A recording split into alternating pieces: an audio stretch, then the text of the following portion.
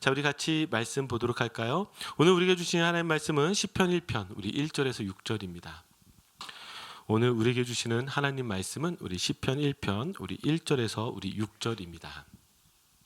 자, 우리 다 함께 찾으셔서요, 우리 같이 한 목소리로 말씀을 1절서부터 우리 6절까지 같이 보도록 하겠습니다. 시편 1편 우리 1절에서 6절까지 한 목소리 읽겠습니다. 복 있는 사람은 악인들의 꾀를 따르지 아니하며 죄인들의 길에 서지 아니하며 오만한 자들의 자리에 앉지 아니하고 오직 여호와의 율법을 즐거워하여 그의 율법을 주야로 묵상하는도다. 그는 시냇가에 심은 나무가 철을 따라 열매를 맺으며 그 잎사귀가 마르지 아니함 같으니 그가 하는 모든 일이 다 형통하리로다. 악인들은 그렇지 아니하며 오직 바람에 나는 겨와 같도다. 그러므로 악인들은 심판을 견디지 못하며 죄인들이 의인들의 모임에 들지 못하리로다. 무릇 의인들의 길은 여호와께서 인정하시나 악인들의 길은 망하리로다. 아멘.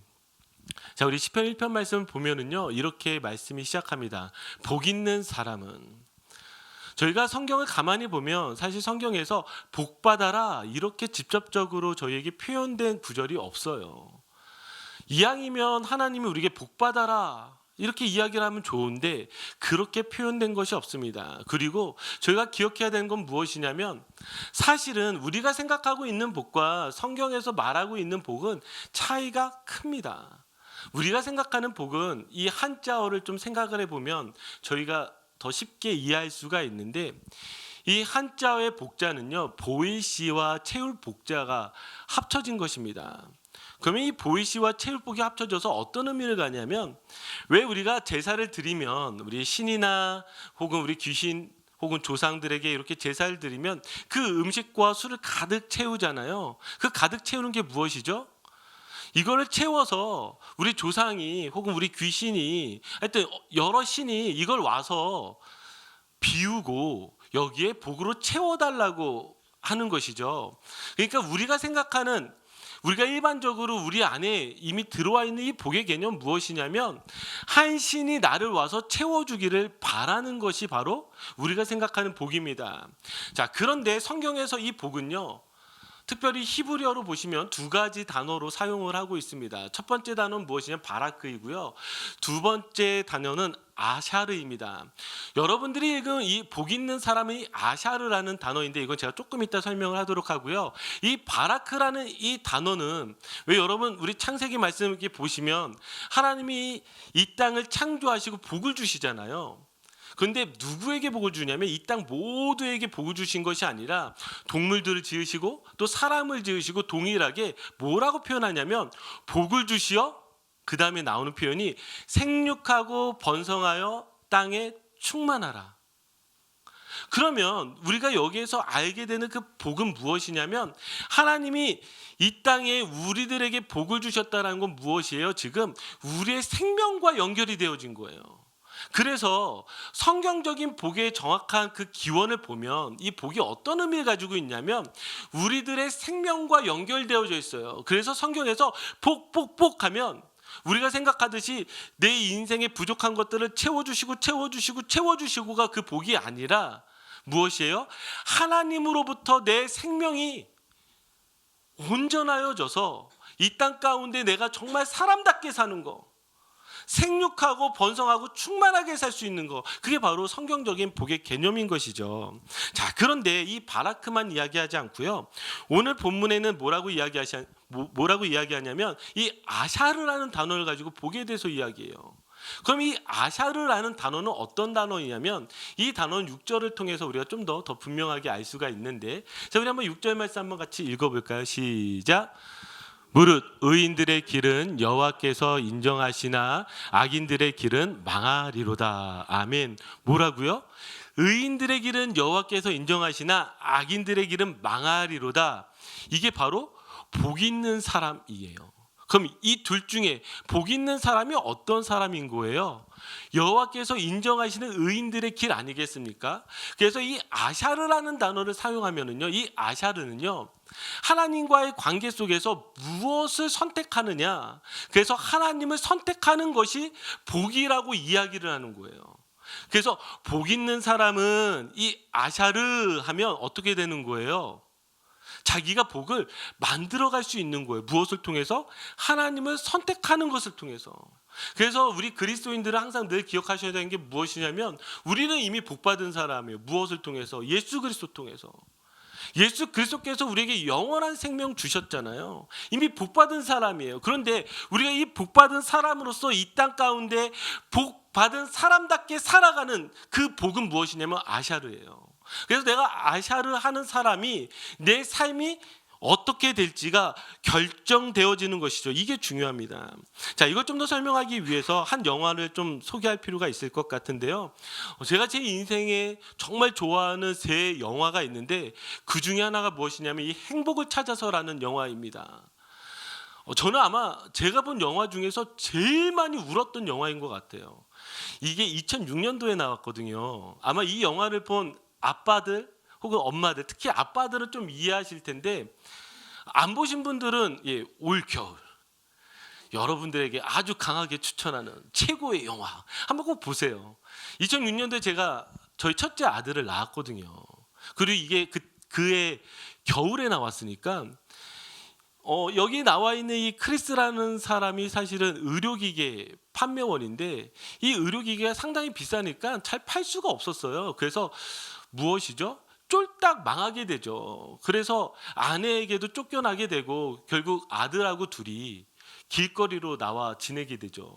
그렇게 해서 뭐 화장실에서도 노숙하게 되고 그리고 노숙자들이 지내는 그 쉘터에서 지내면서 그가 $21밖에 없었던 한 사람이 무엇이에요? 지금 꿈을 쫓아 그가 열심히 살아가다 보니 이제 보험사가 되고 억만장자가 된다라는 이 크리스 씨가 실제로 일어난 일을 영화로 찍은 것이에요. 근데 제가 왜 이렇게 펑펑 울었냐면 아빠니까 그 아들이랑 화장실에서 그 자는 장면이 어찌나 막 그 바깥에서 문 두드리고 발로 이렇게 딱 문을 막으면서 이렇게 흐느끼는 장면이 있거든요. 아직도 저는 그때 제가 그 장면 보고 많이 울었던 생각이 납니다. 근데 이 영화를 제가 여러분들에게 소개하는 이유가 무엇이냐면 여기에 나와 있는 이 크리스의 아들이 농구를 좋아해요. 그래서 농구장에 딱 나오는데 농구를 하다가 아들이 아빠인 크리스에게 이렇게 이야기합니다. 아빠, 저는 커서 농구 선수가 되고 싶어요. 그러니까 이 크리스가 아들에게 뭐라고 이야기했냐면 넌 절대 농구 선수가 될 수 없어. 이렇게 이야기한 거예요. 그러니까 아이가 얼마나 실망했겠어요. 제가 다시 이 영화를 보면서 회개했는데 왜냐하면 저희 아들 하민이가 저한테 이렇게 이야기했고 아빠 저는 커서 농구 선수가 되고 싶어요. 그래서 제가 정말 0.1초도 망설임 없이 넌 농구 선수가 될 수 없어. 농구 선수 꿈도 꾸지 마. 똑같은 장면이 지금 나왔죠. 그런데 이 크리스가 아들의 그 이야기를 하면서 자기가 어떤 사람인지를 명확하게 보는 거죠. 자기가 실패자잖아요. 인생에서. 그 아이에게 꿈을 꾸지 말라는 그 이야기를 하면서 자기의 모습과 지금 별반 다를 바가 없는 거예요. 그러면서 그가 인생을 다시 생각을 하면서 그가 아들에게 다시 이렇게 이야기를 합니다. 뭐라고 이야기하냐면 넌 못할 거라 라는 말을 귀담아 담지 마. 꿈이 있으면 지켜야 돼. 그 꿈을 향해 가야 해. 그렇게 아들에게 이야기를 해주죠. 아마 본인 자신에게 하는 이야기일 거예요. 그리고 그가 이후에 억만장자가 돼서 그가 책도 내고 그랬는데 그가 그 책 가운데 뭐라고 고백하고 있냐면 나는 집이 없는 홈리스였지만 나는 꿈이 없는 허플리스는 아니었다. 저는요 이 말이 참 좋아요.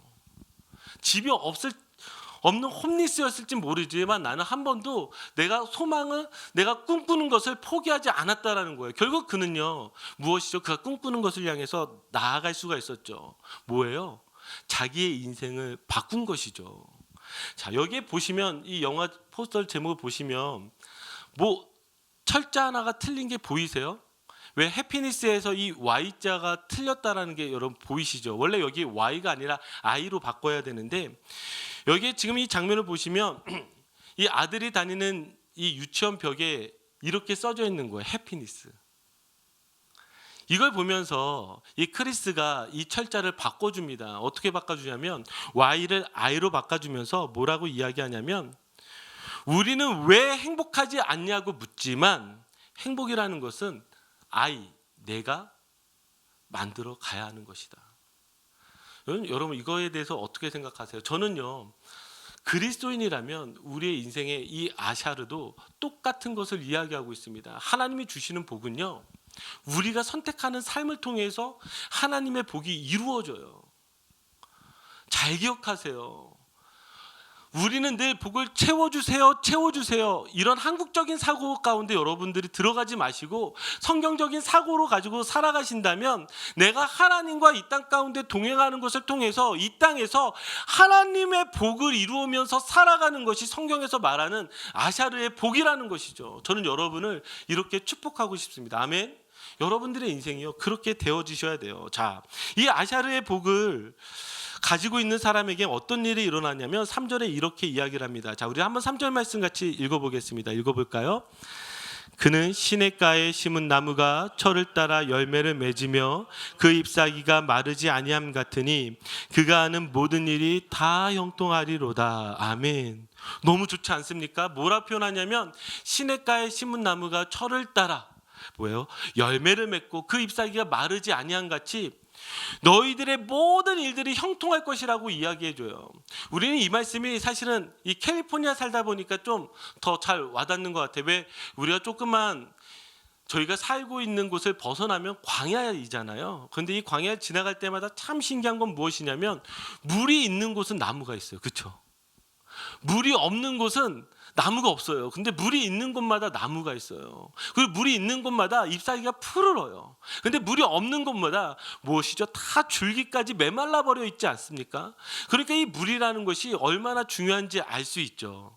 근데 여기에 나와 있는 이 표는 무엇이에요? 이 나무가요, 시냇가로서부터 물을 공급받아서 시절을 따라 열매를 맺을 수 있어요. 아니, 언제든지 그 잎사귀가 마르지 않고 푸르를 수 있어요. 그러니까 이걸 무엇으로 이야기하는 거예요? 너희들이 무엇을 하든지 형통할 것이다. 자, 그런데 여러분들이 이런 질문이 있을 것입니다. 나는 하나님 열심히 믿는 것 같은데 왜 나는 형통하지가 않지? 나는 왜 다 잘 되지 않는 것 같지? 왜 나는 어려운 일이 있는 것 같지? 이렇게 고민하신 분들이 있어요. 자, 그렇다고 한다면 이 말씀 좀 더 잘 설명하기 위해서 요한복음 15장 7절입니다. 자, 우리 한번 이 말씀 같이 읽어볼까요? 시작. 너희가 내 안에 거하고 내 말이 너희 안에 거하면 무엇이든지 원하는 대로 구하라. 그리하면 이루리라. 아멘. 아마도 저는요, 예수님도 이 시편 1편의 이 3절의 모습을 아마 머릿속에 있으실 거예요. 그걸 상상하시면서 이야기하지 않으셨을까요? 자, 예수님 뭐라고 이야기하시냐면 지금 나무와 같이 설명을 하시면서 너희가 내게 꼭 붙어 있어야 돼, 이런 이야기를 하시다가 7절에 이렇게 이야기하세요. 너희가 내 안에 거하고 내 말이 너희 안에 거하면 무엇이든지 원하는 대로 구하라. 그리하면 이루리라. 자, 여기에서도 우리 아까 3절과 같이 다 형통하리라. 여기 뭐라고 이야기해요? 무엇이든지 원하는 대로 구하라. 그리하면 이루어 주시겠다고 약속해 주세요. 여러분 믿으세요?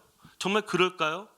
정말 여러분들이 구하는 대로, 기도하는 대로 원하는 것이 지금 이 땅 가운데 다 이루어질까요? 우리 지난주 말씀 기억해 보시지만 부족함이 없도다. 근데 정말 부족함이 없는 게 아니었잖아요. 오늘도 동일하게 우리가 다시 뛰어넘어가야 되는 게 무엇이냐면 지금 여기에 원하는 대로 구하면 이루어 주시리라 이렇게 말씀하시지만 실제로 내 삶에 하나님이 이루어주지 않는 것 같단 말이죠. 형통하지 않는 것 같단 말이죠. 그래서 내가 복 있는 사람으로 살아가지 않는 것 같단 말이죠. 그러면 이걸 어떻게 우리가 이해할 수 있을까요? 자, 7절에 이 앞부분을 보세요. 뭐라고 이야기하죠? 너희가 내 안에 거하고 내 말이 너희 안에 거하면. 그건 지금 무슨 이야기예요? 지금 우리가 예수 그리스도 안에 있어야지만, 그리고 그분의 말씀이 우리의 안에 있어야지만 지금 그 다음이 이루어진다라는 거예요. 그러면 이 말씀을 한 번 더 생각해 보면 해석이 되어지죠. 어떤 얘기하는 거예요? 우리가 예수님 안에 있고 그리고 예수 그리스도의 말씀이 우리 안에 있는데요, 내가 무엇이든지 원하는 게 무엇으로 바뀌는 거예요? 예수 그리스도로 바뀌는 거 아니겠어요? 예수님이 내게 원하시는 것이 무엇인지, 예수님이 내게 하시는 말씀이 무엇인지 그거대로 우리가 구하게 되지 않겠어요? 그러니까 그 모든 것들이 이루어진다는 건 무엇이에요? 예수 그리스도를 통해서 내 마음 가운데에 주님이 주신 그 은혜와 말씀을 가지고 이루어진다라고 우리에게 말씀하시는 것이죠. 그러니까 내 욕심대로 기도가 이루어지는 것이 아니라 주님의 뜻대로 기도가 이루어지는 것입니다. 우리가 믿음이 깊어지는 것은 사실은 내 욕심, 내 마음이 아니라 주님의 마음, 그 주님의 뜻으로 우리가 채워지게 되는 것이죠. 자, 이 이야기를 하면서 4절에 뭐라고 이야기하냐면 이렇게 이야기합니다. 자, 우리 한번 4절 말씀 같이 읽어보겠습니다. 시작. 악인들은 그렇지 아니하며 오직 바람에 나는 겨와 같도다. 아멘. 자, 시편 기자는요, 지금 이 복 있는 사람은 무엇에 비교하고 있냐면 시냇가에 심은 나무와 비유하고 있는데, 지금 악인은 무엇에 비유하고 있냐면 바람에 나는 겨와 같도다라고 하고 있어요. 바람에 날리는 저 먼지와 저 잎사귀와 그런 것과 같다라고 이야기하고 있어요. 그러면 이 표현은 어떤 표현이 되겠어요? 저는 이 바람이라고 딱 생각을 하면 되게 자유롭다라는 것이 저희 안에 항상 그 이미지가 먼저 떠오르는 것 같아요. 그래서 이 말씀 묵상하는데 오직 바람에 나는 겨와 같도다. 이것도 멋있네. 예, 저는 그게 먼저 떠오르더라고요. 그런데 한 번 더 생각해 보면요, 이 바람에 나는 겨와 같다라는 건 무엇이에요? 지금 시냇가에 심은 나무는 하나님 가운데 심겨졌잖아요. 움직이지 않잖아요. 근데 이 악인들은 무엇이에요? 자유로운 것 같은데요, 어디에도 심겨지지 않았어요. 그 얘기는 뭐예요? 바람 따라 흘러가다가 어디론가 사라져버려요. 지금 내 눈앞에서는 뭔가 대단한 것 같지만 바람처럼 사라져버린다고요. 악인의 삶은요, 결국 어떻게 된다라고 이야기하고 있어요? 복이 없는 하나님을 떠난 사람의 삶은요, 바람의 겨와 같이 사라져버린다라고 우리에게 이야기하는 것이죠. 그렇기 때문에 우리가 이 시냇가에 심은 나무가 되어질지 바람에 나는 겨와 같이 될지 우리들에게 선택하는 것이 바로 아샤르, 복 있는 사람입니다. 여러분들의 인생에 무엇으로 선택하시겠습니까? 하나님을 선택해야 되지 않겠습니까? 자, 그렇다고 한다면 좀 더 구체적으로 하나님을 선택한다는 것은 도대체 무엇일까? 복이 있는 사람의 모습은 무엇일까? 오늘 2절에 그것이 나와 있는데요. 자, 2절 말씀 중요합니다. 우리 한번 2절 말씀 같이 한번 읽어볼까요? 시작. 오직 여호와의 율법을 즐거워하여 그의 율법을 주야로 묵상하는도다. 아멘. 여기 묵상한다라는 이 말은 히브리어로 하가입니다. 그러니까 시편 기자가 뭐라고 이야기하냐면 하나님의 말씀을 하가하는 사람이 바로 이 아샤르하는 사람입니다. 하나님의 말씀을 묵상하는 사람이 하나님이 복 주시는 그 바로 복 있는 사람입니다. 이렇게 고백을 하는 거죠.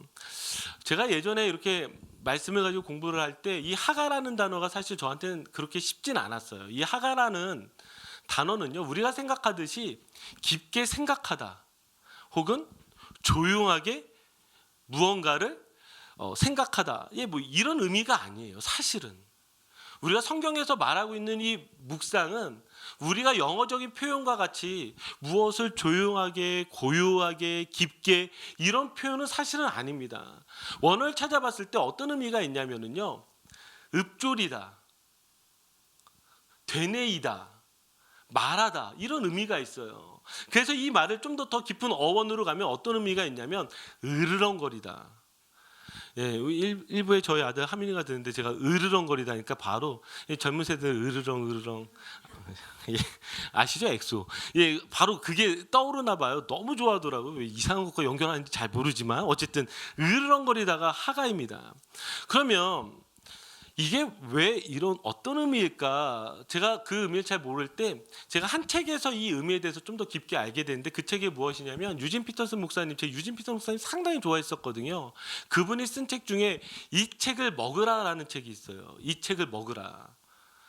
이 책을 먹으라는 책에서 이 하가라는 단어를 가지고 설명하시는데, 이분이 몬타나주에 사셨거든요. 몬타나주가 얼마나 정말 산골 시골 뭐 이렇게 표현되지 않겠습니까? 그 한 산골에서 사셨는데 그분이 큰 개를 키웠어요. 저는 태어나서 뭐 작은 개는 키워봤지만 큰 개를 키워보지 않아서 개에 대해서 잘 모르는데, 가끔씩 그 산길을 이렇게 개를 데리고 산책을 하다 보면 거기에는 뭐 맹수들도 있고 야생동물들이 많으니까요. 맹수들도 있고, 그렇게 보니까 거기에서 죽은 동물의 뼈들이 종종 나오기도 한다고 합니다. 그런데 그 유진 피터슨 목사님의 그 큰 개가요, 거기에서 뼈를 하나 물어온 거예요. 그러더니 이 뼈가 얼마나 좋은지, 이 뼈를 빨기도 하고 핥기도 하고 가지고 놀기도 하고 품기도 하고, 거의 3, 4일 동안 이 뼈만 보고 막 신나는 거예요. 근데 그때 한 장면을 보게 되는데, 그게 무엇이냐면 그 뼈를 보면서 으르렁거리는 거예요. 으르렁. 왜 으르렁거려요? 좋아서. 그러면서 그분이 이 히브리어 원어의 의미를 다시 이렇게 설명을 하는데, 이 하가라는 단어는 어떤 단어와 마찬가지이냐면, 자, 우리 2절에도 나와 있지만 오직 여호와의 율법을 즐거워한다. 뭐예요? 뼈를 너무 좋아하고 너무 사랑하는 그 개와 같이 사실은 이 말씀을요, 너무 사랑하고 너무 좋아하고 즐거워하는 거예요. 그러니까 말씀이 너무 좋으니까 이 말씀을 어떻게 하는 거예요? 계속 쳐다보기도 하고 먹기도 하고 빨기도 하고 가지고 놀기도 하고, 그렇게 하는 그 모습. 그러니까 하나님의 말씀을 내가 단순하게 이 말씀 뭐지? 이렇게 생각하는 그걸 얘기하는 게 아니라 어떤 마음의 상태인지를 이야기하는 것이죠.